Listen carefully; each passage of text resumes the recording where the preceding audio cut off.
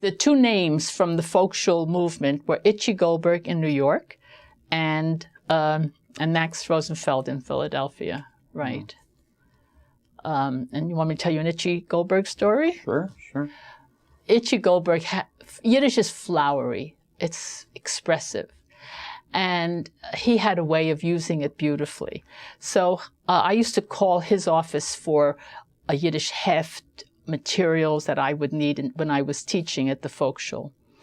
So I would call, and I always identified myself so he wouldn't have to guess. I'd say, Itchie, das ist Rivke Levine from New Jersey. And he'd say, Rivke, mein Kroin, mein Oitzer. It's in there. In the story that was printed in the Jewish News. So it's very flattering, you know. So my crown, my treasure. So I was looking for the name of somebody who was a graduate of the Mittelschule, and her mother was my mother's friend, and I was looking for them for my mother's 80th birthday party.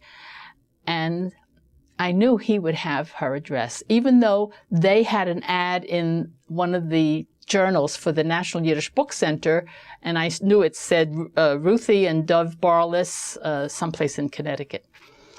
And I would report to my sister on my progress in finding these long-lost friends.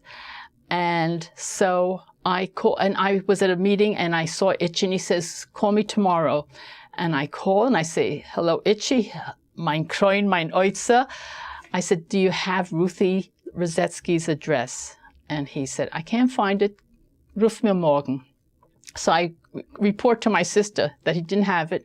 And she said, well, why don't you call Connecticut Information? And I said, because Connecticut Information won't say Rivke, mein Kroin, mein Oitzer. So I went back to Itchie.